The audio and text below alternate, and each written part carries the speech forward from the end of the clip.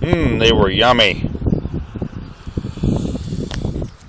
So, it's today, again, and I just thought I'd give you a quick little update on what's going on with the Honda. If you paid attention or if you've seen the other videos, you know that I got that Honda crf150 here, and the motor in it was just locked up like a champ when I got it. Looked like somebody had been running water through it instead of gas or whatnot. So anyway, I took it all apart, got it cleaned up and all that jazz, and I got it back together, and believe it or not, it did start and run, and as you probably may know, it smokes worse than Cheech and Chong. Or should I say more, not worse. Anyway, it's dicked. So basically, it's going to need at least some new rings in it. I'm not sure if I should just go ahead and get a piston and ring set and try that. Basically, worst case scenario is I'm going to get a piston ring set for it and a new cylinder, or just get the one I have honed. I'll have to take it to the guy down the street here. He wants $60 just to hone it. I think I can get a new, like a brand new one for $75 as far as the cylinder goes. So it may or may not make more sense to just get a new one. It depends on what I can find. So anyway, like I said, you know, if you saw the other, I didn't think it was necessarily going to run, but I mean it actually runs great, but it was burning so much oil I thought the thing was going to catch on fire in the muffler. So I went ahead and ixnayed that. I mean, it runs, but it's not really rideable like that. So anyway, you can kind of see, you know, I got it mostly still apart. You know, when I did have it apart, I took the upper two rings out of it, the compression ring and, you know, the ring below that, and I cleaned the grooves and all that stuff and put it back together.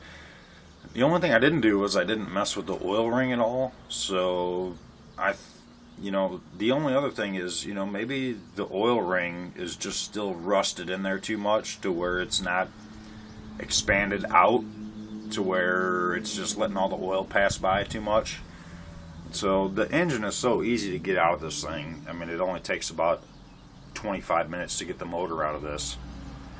So what I might even do before I do anything else is I might just take it apart again, take all the rings off the piston, and clean the oil ring up, which, as some of you may know, you know, the lowest ring, which is the, well, anyway, you know, the lowest oil ring in it, and get that cleaned up and freed up, and maybe it's just